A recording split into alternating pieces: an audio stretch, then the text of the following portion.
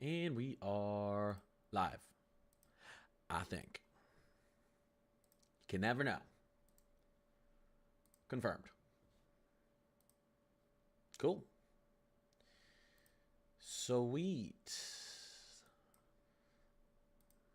Let's see who the first person in here is. Let's see. Oh. Okay, you're first. What's going on? You were first.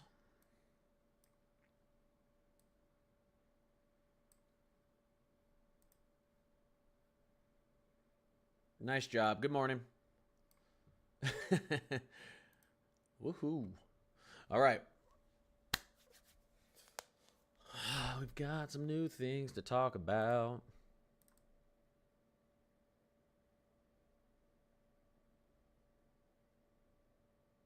Oh, look at that little hurricane down in the Caribbean.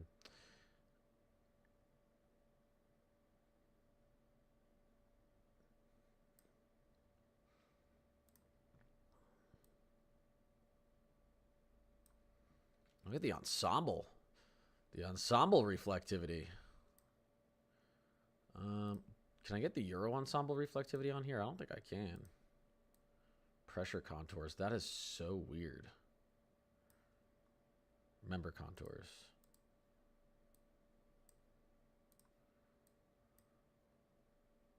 All right, we're going to let some people get in here. The Canadian is doing some wild stuff. Look where the Canadian thinks we're going to have snowfall. I don't think we're going to get low elevation Kentucky, Tennessee snowfall. The Canadian wants to put snowfall in the Mississippi. I think the Canadian's tripping, guys. What do you think? I'll be listening while I get my house up and running. Nice. I'll try and be very descriptive. How low could temps in Bucks County get? Into the teens for sure. Into the teens without wind chill. Yeah, it's aggressive. That's an aggressive look there. Which makes me wonder if the Canadians that aggressive with snow this weekend, how aggressive is it with temperatures? Because you would think it's going crazy with the temps. Oh, it is. Oh, it is. Let's take a look here. Let's take a look at how aggressive the Canadian is with temperatures. Yeah, I mean, it's showing it into the teens. That's apparent. Actual temperature showing low 20s potentially out there in the Bucks. It's showing temperatures getting down to 26 degrees, not even wind chill in Florida. Like, this is so, I mean, 34 degrees? This is in Florida. This is so aggressive. It thinks temperatures are going to get over 30 degrees below normal in Florida. It's going to get cold. I just don't think it's going to get this cold. But it's not, I mean, it thinks wind chill is going to be in the 20s in early November in Florida. We'll see. Let's look at Central. Yeah, of course, the Canadian has negatives into the Dakotas and almost into the negative wind chills into portions of Missouri, Iowa, Illinois, Wisconsin, and Minnesota. So very, very aggressively cold from the Canadian. You can see wind chills into the low 20s in Dallas this weekend. If the Canadian ends up being right. But, I mean, listen, the Euro is very aggressive with cold, too. Just not that aggressive.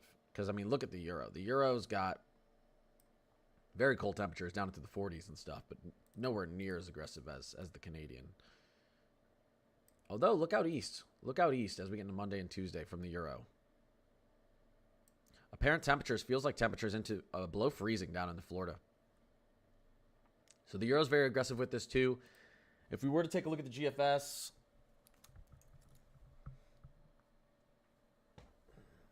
let me tell people to. Let me tell my mods to get in here. Give me a second, guys. Hello, mods. I forgot to say I was going live.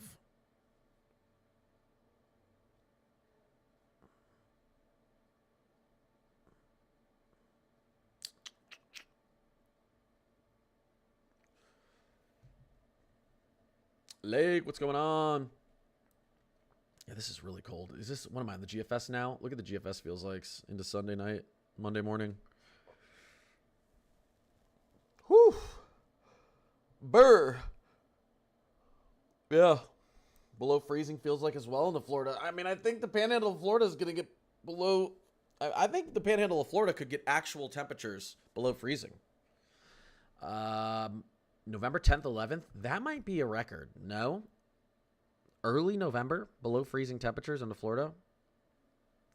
Maybe not, but probably close to one. When do I think the next system will bring snow to Bucks? It's not impossible to get some flakes flying in the air with this system in Bucks County, but yeah, I don't think we're going to get any accumulation. Late November, I think after this, we're actually going to warm up again for about a week, and then we're going to get another big system. So let's think late third week of November. If we're going to get coastal snow, which is much harder to get earlier in the season, but that would be still early for coastal snow. I think that's when it'll be. Not impossible to get flakes flying through the air with this one, though. Especially if you believe in fairy tales like the Canadian is showing. Guys, like my new banner up here? I didn't realize doing weather forecasting would make me such a graphic designer. I have no choice, though, because if my stream isn't pretty, no one wants to be in it. Black screen. Sorry, guys. Yeah, yeah, the black screen is a TikTok issue. Head over to YouTube for an uninterrupted stream. Yes, I agree with Marissa. Thank you. Yeah, it's not my stream, guys. I'm also streaming on YouTube with no issues. It's TikTok. TikTok has been having issues. This started just over a week ago, maybe 2 weeks ago, where the streams randomly go black on TikTok, but there's no issues on YouTube. The forums say that TikTok's working on it, but you can refresh your TikTok stream, also close out of TikTok, come back in, and typically it's gone, but yeah, it's annoying. Marissa, I appreciate you. Pam, what's going on? Jules, what's going on? Good morning, everyone. Ugh. This is going to be a long week. I have so much work to do at my 9 to 5. But listen, before next summer, I'm going to be doing this full time. The numbers have been looking great across Instagram, YouTube, TikTok. I've been getting tons of support. It's been awesome, and I appreciate everyone who's in here and everyone who's been supporting me. So right now, it's looking like I'm on pace to do this full time before next summer, so that'd be cool. Yeah. I've had some sponsors reach out to me as well. And you can weirdly get some good sponsors even with, like, on my YouTube channels. My YouTube's only 5.5K subs, but it's surprising what some of these sponsors will pay you, even with a small YouTube channel, if they think that your audience is looking for what they're selling. Like, you know, I'm looking at sponsors that are like winter clothes and meteorological and weather type instruments and applications and software. So they want to hit their target audience. Holy crap. Superstar. Thank you, Pam. I appreciate that. Seriously, I appreciate you, Pam. Thank you so much. Okay, what's going on? Yeah, it's an exciting time. I wish I could just do it now, but it's still probably gonna happen quicker than I thought. So chances for the East this early? Yeah, I know, right? I think we're gonna probably still be 2 weeks for the East, like for the seaboard, for the coast. But anyways, let's get into all the new updates. First off, I want to take you through our ensembles because oh my gosh. First off, that's Celsius. Don't worry. I want to take you through our ensembles because let's go surface, winter, 7 days. Because the models are actually starting to agree a little bit on the ensembles. They'll agree on the ensembles before they agree on the deterministic, obviously, but all right, ensembles are never going to show you as much snow as you could actually have because they have to account for some models that show no snow. But look at this region in particular. Okay, pretty high confidence snow is going to be flying in this region, maybe even farther south. You go from the European ensemble to the GFS ensemble. GFS ensemble likes to snow a little bit farther south. Gives you an opportunity into Nebraska and southern Iowa, and then even into potentially central Ohio and Indiana and a little northern Kentucky. And so the Canadians pushing it a little bit south. The Euro AI, which one is this now?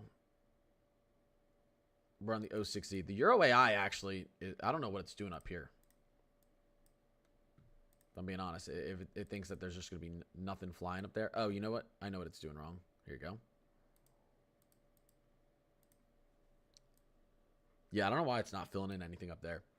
And then the Canadian's probably going to be pretty aggressive with the snow. There's our 7-day on the Canadian here. Let's look it out here. 7-day on the Canadian. Pretty similar. But again, the Canadian GFS favors snow a little bit farther south and a little bit farther east. It's giving you, that 1% chance for snow down in these areas, but don't hold on to it. Not that it couldn't happen. But yeah, right now, North Dakota, South Dakota, Minnesota, Iowa, Wisconsin, Illinois, Indiana, Ohio, Northern Kentucky, Michigan, West Virginia, Southern Appalachia, Western Virginia, PA, New York, Vermont. I would even say Connecticut, Massachusetts, Maine. You guys all kind of have a shot here with this winter storm. There's a chance, but again, looking at the ensembles, it's probably going to hug a little bit farther to the north. Let me look at the total snow on the Canadian out here. Let's take a look at European AI and go all the way to the end of the run. Look at this, the end of the European AI. It likes a snowstorm through northern Texas, western Oklahoma, up through Kansas. That would definitely be probably some surprising early snow in those regions. The GFS ensemble at the end of the run starts to bring snow pretty far south as well. And then European, if we were to go back to the 00Z, European deterministic, does start to push down snow into the central plains as well, which I find interesting, and into northern Indiana. So going into latest European weekly extended 32-day snow projection. There you go. It's still giving coastal mid-Atlantic a chance for snow before winter starts, before the winter season starts. Look at the 46-day. It's super aggressive with snow chances up and down the eastern seaboard before, because technically the astronomical winter, December 20th, December 21st. So if it's trying to put 5, 6, 7, 8 inches of snow down up and down along the coast here before astronomical winter, that's a little bit of an aggressive outlook. Also, you've got it trying to place 8 to 12 inches of snow down through southern Nebraska, southern Iowa, and then through portions of northern Illinois, northern Indiana, and northern Ohio as well, pretty early in the season. So overall, still looking like a snowier winter up front than previous years. Let's see if we've got any updates from WeatherBell. See if we've got any updates from WeatherBell. This is a little bit interesting here. So these are some of our analogs, okay? These are some of our analogs. So this is our December analog that WeatherBell likes. Notice. Temperature anomalies. Pretty cool through here. Pretty average. Overall average to below average throughout the country for December. Some small portions out west, a little bit up there. I don't think this is going to be above average in December in New England. But then moving down and taking a look at our temperature anomalies again. Average to below average December. That's what WeatherBell's still seeing. This anomaly would be interesting. I would not expect this being in a weak La Nina. You can see the majority of them are average to below average. And then we've got, let's see here, temperature anomalies December to February. So this is our actual winter temperature anomalies. Winter season, December, January, February. Meteorological winter. Look how aggressive a weak La Nina can be. Look at these analogs. This is all below average for those 3 months combined. But then we've got, so this is interesting. So this is long-term average, 2024, 19. I don't know why it's comparing it to these months.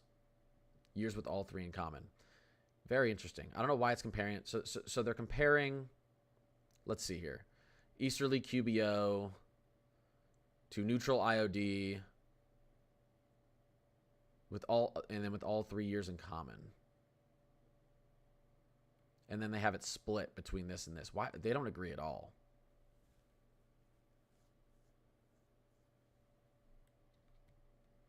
You know what, WeatherBell? Now you're just confusing me. What years was it using for this right here? I want to see what years it was using. Give me a second, guys. 2024, 1981, 1961, 1951, 2010 long-term average, climate division composite temperature anomalies. December and then December to February. So it's saying if we were to have an easterly QBO a neutral IOD, and what's the third we're looking at here? And I'm guessing a weak La Nina. But I don't think we're going to have all three of those. So we'll see. This is definitely a tale of two winters here.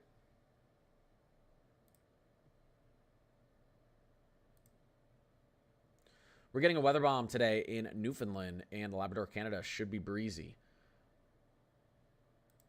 Are you? Yeah, you got a storm system moving up there. Let me actually go to the satellite real quick. Satellite. Let's go to long wave. Yeah, look at this low pressure system. Pushing up into the coast. Definitely some windy conditions out there. Newfoundland. Definitely some windy conditions up there in Newfoundland today. Why can I get farther up here, please? Post tropical storm Melissa. Where is that? All the way up here. Let's see here. That's not post tropical storm Melissa's farther off the coast. Am I crazy? Let's see. Eastern Atlantic Basin isn't reaching that far up. Gulf. Can it give me a global? It's not going to give me global. Here, let me do this. Let's go. Let me just push over to satellite here. There it is. We've always got some way of looking at this stuff. Infrared. There's that low pressure system. Let me get my pen out as well. If I can find it. 1 second, chat.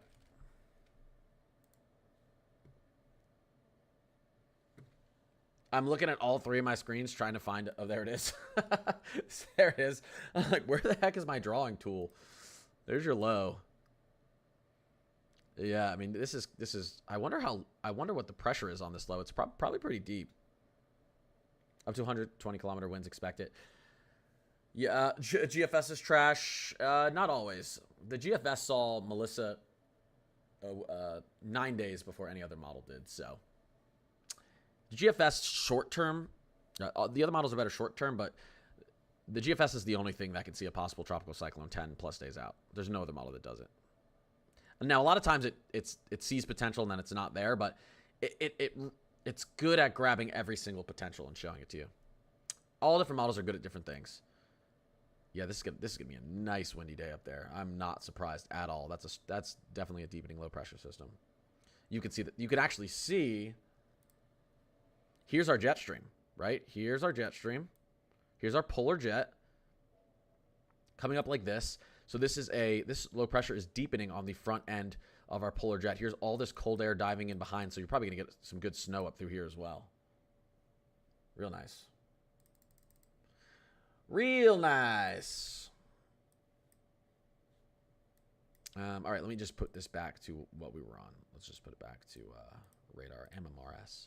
We do have some snow falling up through Idaho, by the way.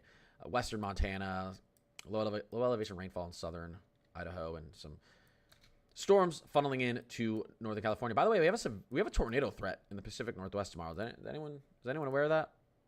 We have a tornado threat in the Pacific Northwest tomorrow.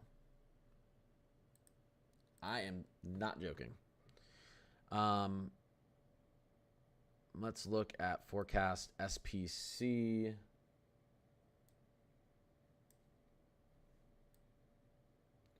All right. Oops, there we go.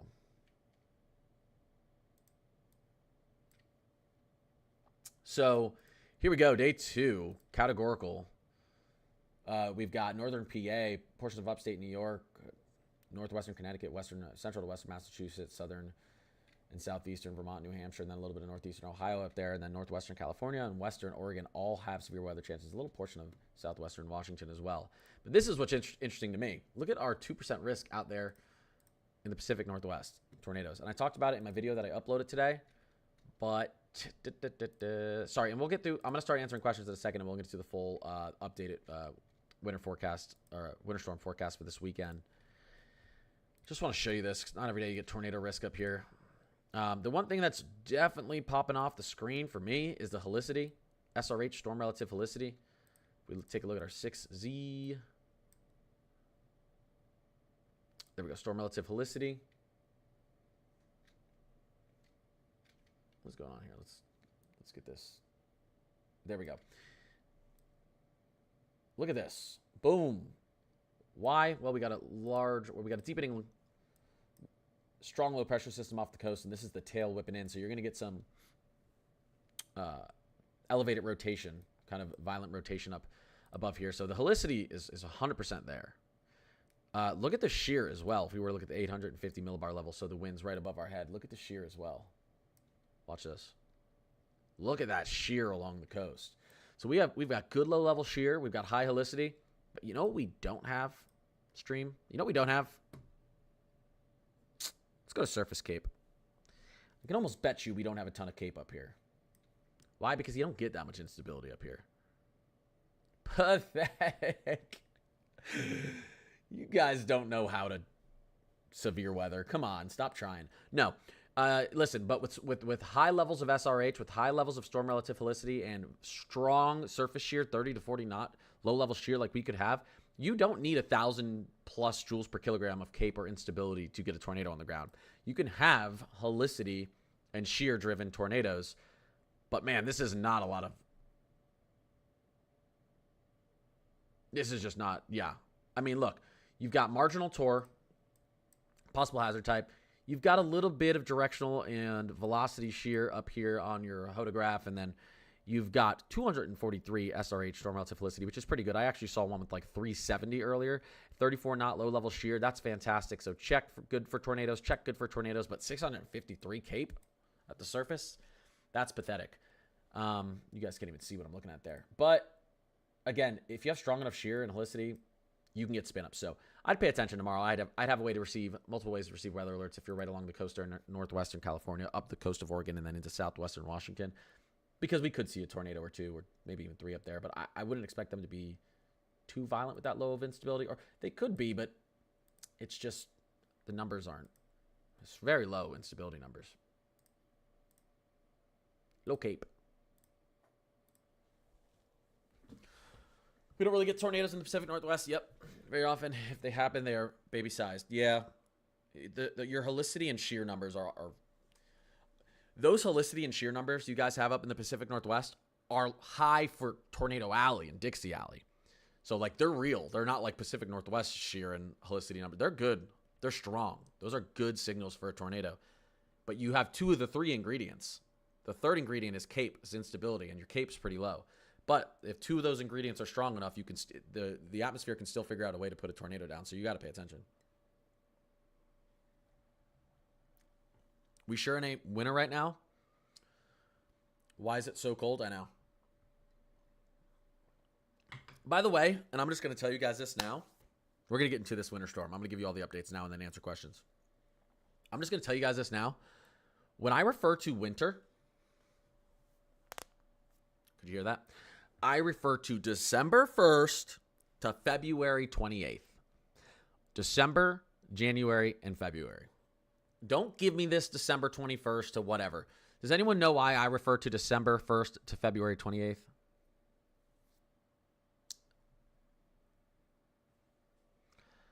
I haven't seen anyone really talking about the severe threat this weekend. Does it not look concerning? Yes, I'll actually get to that in a second as well. Because that is meteorological winter. When a meteorologist is doing their winter forecast, when NOAA releases, the National Oceanic and Atmospheric Administration releases their winter forecast, it's from December 1st to February 28th. So when the smartest weather brains on the earth release their winter forecast, their winter starts December 1st. But we were all taught in school, winter doesn't start until December 21st. Why? Because it has to do with peak sunlight and peak darkness and your, whatchamacallit. It's, no, I don't want to hear it. I don't want to hear it. It's December 1st is the start of winter. If you were to look at the coldest months on average, the coldest 3-month stretch on average, it is much closer to December 1st to February 28th than it is December 21st to what's astronomical winter, March 14th, or what's the end of astronomical winter? Who knows?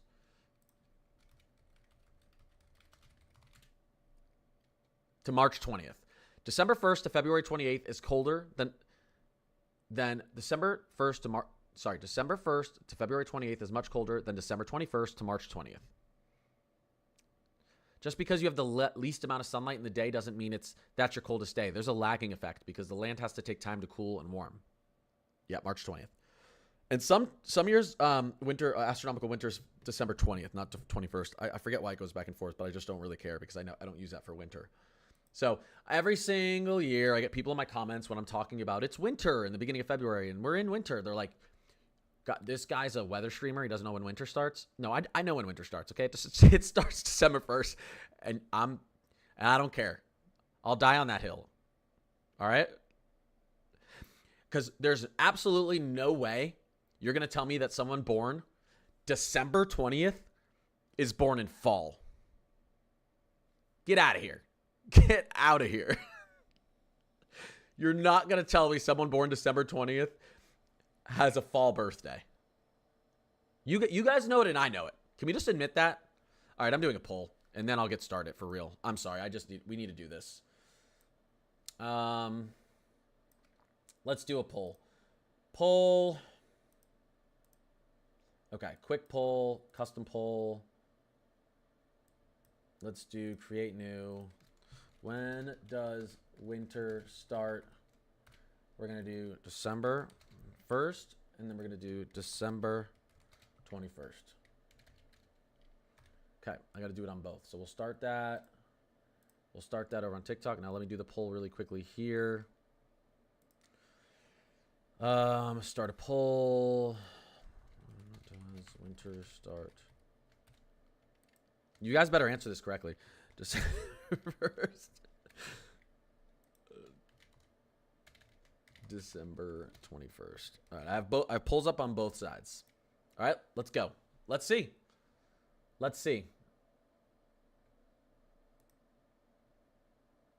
Okay, right now, all right, I'm watching the polls. Can you guys see the poll over on TikTok? Can you see the poll?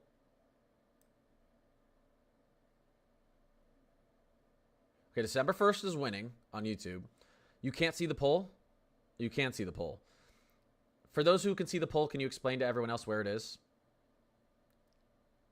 Yes, I vote it. Okay. Yeah, so people can see the polls. So if you can't see the polls, I don't know what to tell you.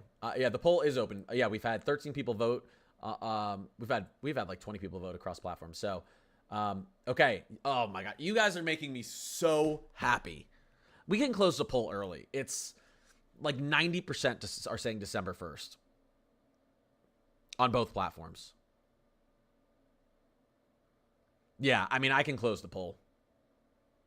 Look.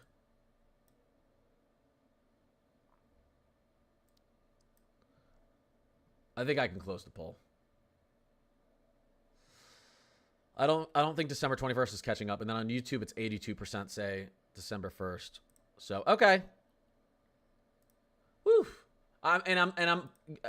Chat, I didn't influence your decision on that, right? There's no way I influenced your decision. That was without bias, correct?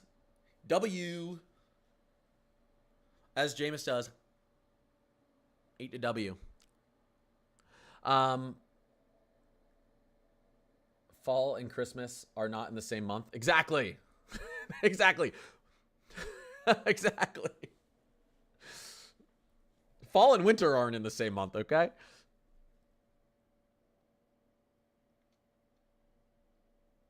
All right, anyways, okay.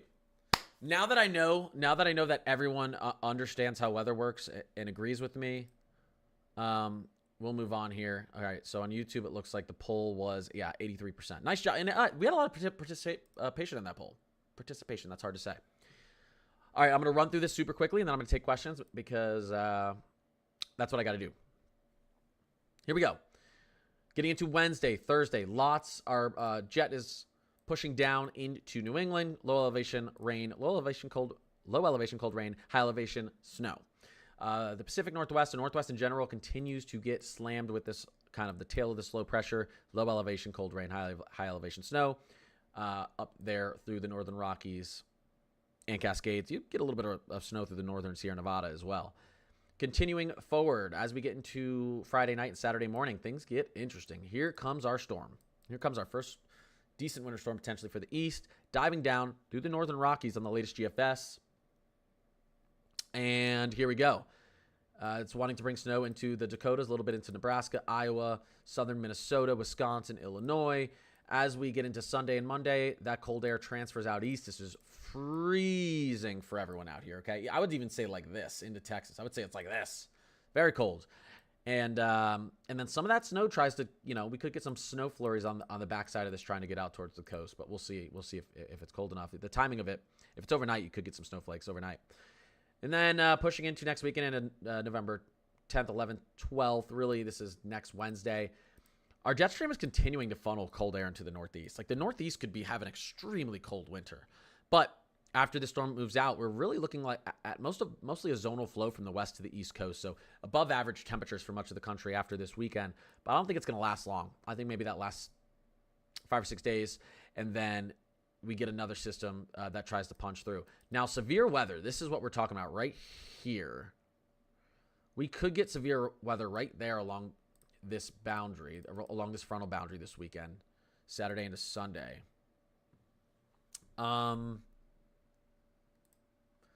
Let's look at that. Let's look at that really quickly.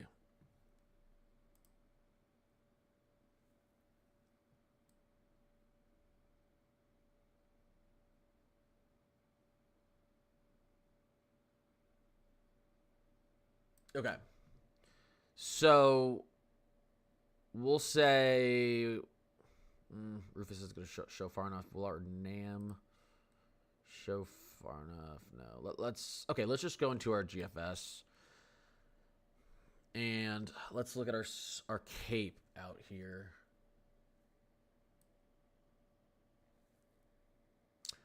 There's really no instability. I mean, it's trying to get severe weather up through this region here. I would say up through this region is probably going to be the area we're going to watch this weekend. If we take a look at the Euro, let's see if the Euro agrees. We might have to wait 2 more days to talk about the severe threat because I want to get into the Rufus and NAM models, and they're just outside of the range right now. Let's go to the European. Let's look at this cape as well. 1200Z cape. Lapse rate. We'll just do most unstable cape. Yeah, the Euro sees that same kind of region as well.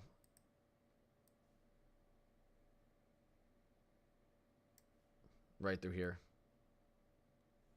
So, and I'm not circling down here because this is where you're going to have shear. I don't think you're going to have much shear down here. So let's get a couple more days closer and then we'll talk about that. Okay, I want to get to questions. So here's the 06C. Lastly, here's the 06C Euro model. This is literally the most recent Euro model. Interestingly enough, it has below freezing air here. It just doesn't think there's going to be enough moisture available. Like, it's very weird that it has the jet stream digging down beneath the Dakotas into Nebraska, and it thinks there's going to be rain to the north of this. I don't think so. I think we're probably going to have flakes if that happens. Although it also depends because our core of cold air is really up here. This is our core of cold air. This is kind of weaker, but this time of year, this is usually below freezing. But yeah, the latest, look, watch what happens on the latest European run. Right after this low moves out, you start to get all this sinking cold air bringing that snow, trying to push that snow down into the Ohio Valley. That's the end of the run there. But if we were to look at the 00Z, it's putting flakes down into even potentially low elevation Tennessee and Kentucky. The Euro, I can't fully agree with this because unlike the other models, it sees such a weak storm system, and it sees a lot of rain where I think it would actually be snow. For instance, you can see here on the GFS, like I expect this air here on the northern side of our baroclinic, zone here. I'd expect this air to be cold enough for snow. And the Euro thinks that we're still going to be raining in the Dakotas as our jet stream sweeps under us. I typically like the Euro more, but again, the GFS saw this before the Euro. The Euro has actually been leaning into the GFS this entire time, which is weird. Usually the Euro leans in. Usually the GFS leans into the Euro. So I still like this the most, this scenario. But, you know, somehow the Euro always ends up, at the end of the day, we look back and we're like, okay, maybe the Euro was right. But I don't know. The Euro's really been leaning into the GFS. All right. Yeah, ask me questions, guys. What's going on? When are we getting snowflakes in Ohio? You'll probably get some flakes this weekend, late in the weekend into early Monday. Accumulation, I don't think so, but it's not impossible. Are these cold blasts from the polar vortex jet disturbance? This collapse right here 100% has to do with our vortex disturbance, because you're not going to get actual temperatures down into the high 20s in the panhandle of Florida in early November unless there's some sort of disturbance. Because that's, I mean, we're seeing projections, even safe projections from the Euro that say 20 to 25 degrees below normal in Florida. So that's definitely, that's not your normal kind of just polar jet movement. That's sinking Arctic air, not Canadian air for this time of year. Strong answers on you. 2 12-hour shifts, Emmanuel. Holy crap. I mean, I come to think of it, I start working on this stuff at 4 a.m. and then I usually get home at 6 a.m. So or 6 p.m. So it's 12-hour shifts, but I enjoy this part of my day. Hoping for a flurry in Indy this weekend. It's possible. How's it looking for snow in Minneapolis? You know, look, early on in the year, models tend to be a little overly aggressive with how far south they put snow. So that being in mind, I would rather be right on the northern edge of where the GFS shows the snow. I'd rather be here than right here, because the odds are that as these models adjust, the snow's not going to adjust farther south. It's probably going to adjust farther north. So I still think Minneapolis sees some snow this weekend. Not that it couldn't, not that this trough couldn't get more amplified. Sometimes you really do need to lean into it. And I showed this. Here's an interesting way to look at it, guys. 500 millibars. This is going to decide how aggressive this storm is, okay? Here's our freezing air dropping in from the north. Here's our low pressure system, storm system moving in from the northwest. These are not really, these are two separate systems. They link up, boom, right there. Here's where they link up. Here's our cold air, here's our storm system, and then this is going to try to tilt the trough, drop snow on the north end, drop a lot of cold rain on the south. It picks it up right there, and our trough never really gets to a neutral tilt until it's pretty much out east like this. That's where our neutral tilt is. But if this storm system speeds up a little bit, gets ahead of this diving cold air, you could get a tilt much earlier. You get a tilt much earlier in the trough. What happens if this storm system moves a little faster than what's being projected, which this stuff happens all the time. They don't project the speed correctly. Well, then you probably end up with a lot higher snow totals in areas like Chicago, Detroit, and then up through inner New England. I don't think that would affect Minneapolis too much, but it could. The timing of these two pieces of energy, this piece of energy here, and then our low pressure, our storm system here, is going to really determine how aggressive this snow is and where it drops. So once we get into the shorter range models, I'm going to be staring at this every day. What's the timing? You know? You can see this freezing line, the 440 millibar isobar line there. Please don't be aggressive amounts for Michigan. Western Michigan's going to see lake effect snow from this. 100%. You don't need moisture in the air. All you need is cold enough air. The cold air is guaranteed. Lock it in. The cold air is guaranteed to sweep across the water. So lake effect snow is a lock. Lock it in on your betting app. Lake effect snow, 100%. Western Michigan. How much? It's still up in the air a little bit, but you're getting accumulation. Lake effect snow in Western Michigan from this. Lock it in. What about Denver? Denver's going to be warm for a little bit here. You could get, the GFS is correct. It's going to try to give you low elevation snow this weekend. I doubt it though. You're going to see a warm spell for quite a while here. Probably at least the next 10, 11, 12 days out there. It does look like you might get a cool down getting into the third week in November, but right now the west is going to stay warm. You can see the ridging out west. You see all those reds out west? That's all ridging. That's all warmer air.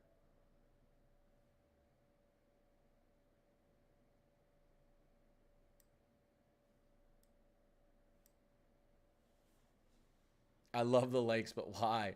Will New York City get snow? I don't think from this storm, but I think they could much earlier in the season than they usually do.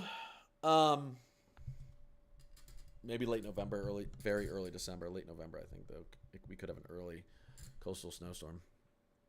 What about upstate New York? Upstate New York is going to see some flakes flying from this. How much is still up in the air, but 100% will see some flakes flying in upstate New York from this system. 100%.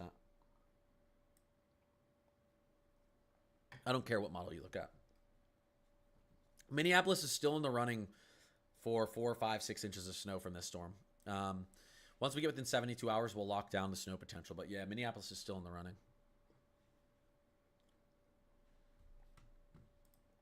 Still in the running. 17 watching on YouTube. Believe it or not, that's really good for my YouTube.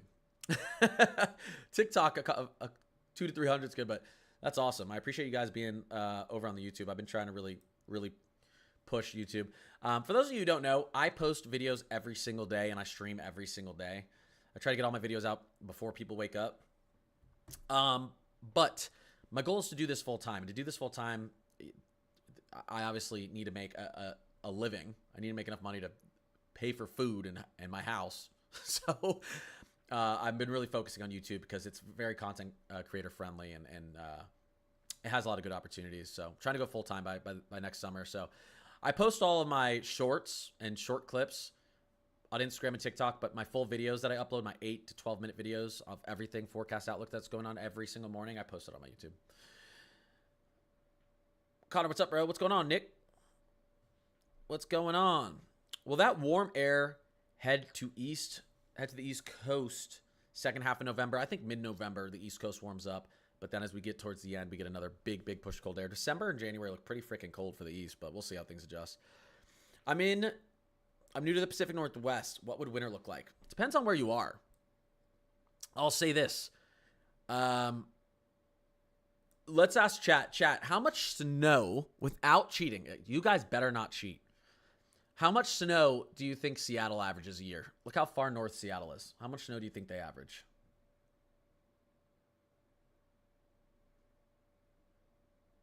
Someone said 32 inches.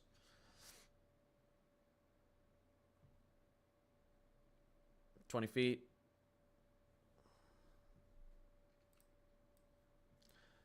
I'm pretty sure I know what it is, but now I need to look it up because I don't want to sound like an idiot. It's low, guys. It's very low. Yeah, it's exactly what I thought it was. You guys ready? They average about 6 to 8 inches of snow in Seattle. 6 to 8 inches. You know who also, and I know Charlotte has been on a snow drought for a decade, but Charlotte's 100-year average of snow is about the same as Seattle's. Charlotte's way down here. Charlotte's in the southeast. Seattle's in the Pacific Northwest. Well, yeah, the mountains around Seattle, oh yeah, feet of snow. 20 plus feet. Seattle gets about as much snow a year as Charlotte. It's been getting more recently. Charlotte's been in a drought. Charlotte will snap their drought. They'll get back towards their 100-year average of 5 to 6 inches a year. Here's why. You got very cool waters off the coast here. And again, when you're really, really close to the ocean, your temperatures, you don't have as drastic a temperature swings. Take a look at take a look at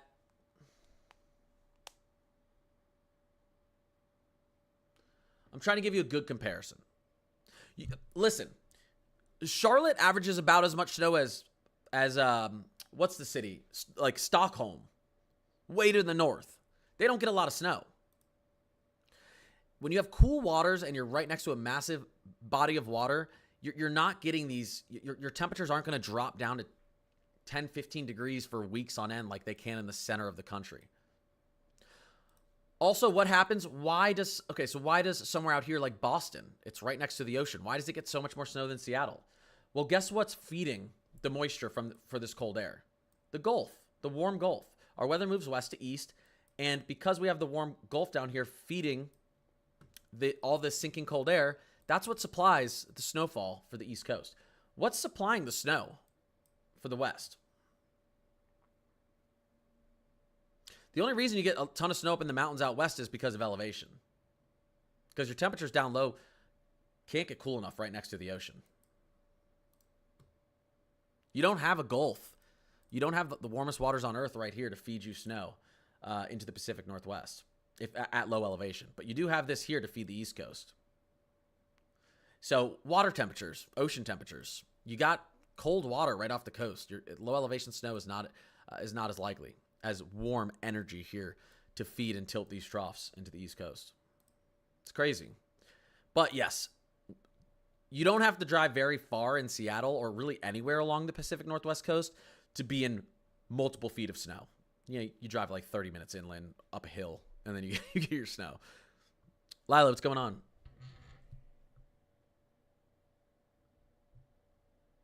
What do I think will happen for Chicago on the 9th? Listen, it's possible to get a few inches in Chicago, 2 to 3 inches. It still is.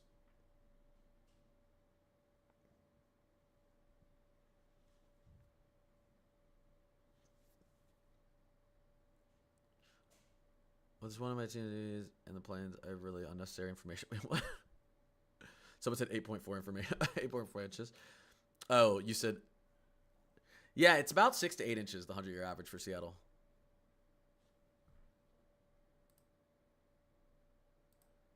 Na, na, na, na. What are you leaning towards, Chicago, the GFS, or the Euro? I'm leaning towards a blend of it. I think there's a very real possibility we get, I'm going to say for Chicago, 2 inches of snow. We may end up, there's a chance we get no snow in Chicago. Let me just tell you that. I'm going to say 2 inches of snow.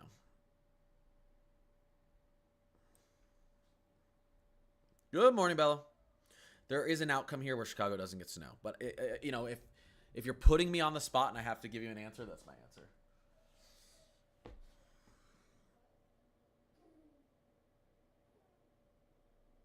I need warm weather back already. Well, we're not going into the right months. Why is the screen black? TikTok's having issues. It's not my stream. You can refresh the stream, close out, come back in.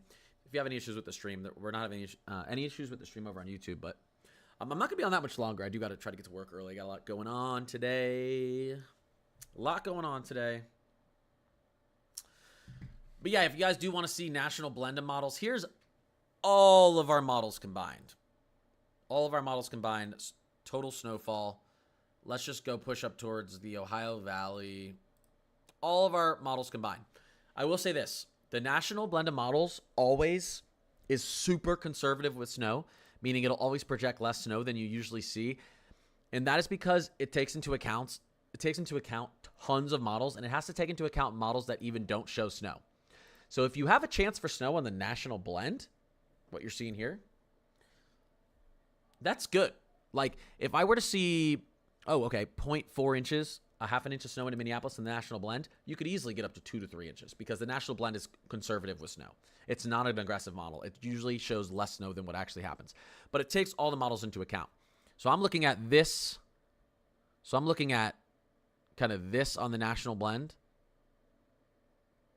Right? This area that I just circled here with a little bit of a darker grays and saying, this is, if you were to average out all the models, this is kind of the region in the U.S. it thinks has the highest chance of seeing snow this weekend. I'd say down here as well. Now, if we push out east, remember, this is conservative. The national blend is always conservative. If we push out east, there it is. There it is.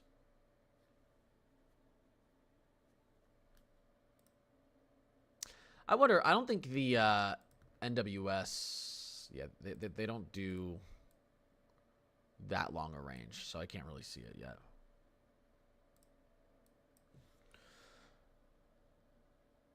I'm at 3.1. Nice. Okay, guys. I do have to get off. Like I said, I stream every single day. I upload videos every single day. If you want to see my full-length videos, they're always on my YouTube, Connor's Climate Corner. I have a full 8 to 12-minute video every single day on there. Typically, I'm trying to post it before 8 a.m. Typically, it's posted by 7:30 in the morning, Central Time, because I like to try to post it before 8.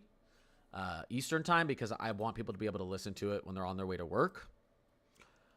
Because I used to always love doing that, listening to the weather updates while I'm on my way to work. So, but yeah, I appreciate you guys being in here. Bella, I appreciate the gifts. Appreciate you guys just, look at that, 70 followers. I appreciate the engagement. I appreciate my mods always being up early. And I may be posting something else later today, but I will be posting more tomorrow, and I will be live streaming again tomorrow. I'll see if I can get on. I do want to try at least a few days a week to do my evening stream still, my 8 to 9 p.m. Central evening stream, so we'll see if I can get to that. But everyone, have a great day. I just realized, YouTube, can you hear the music now? I just realized that's been off the whole time. Can you hear that now? I just realized the desktop volume was off the whole time. TikTok, you could hear the music the whole time, right? All right. You said that ages ago? I missed it, Allie. I missed it. All right. I'm so stupid. Oh, it's a little loud. All right. I'll fix that. See you guys later. Peace.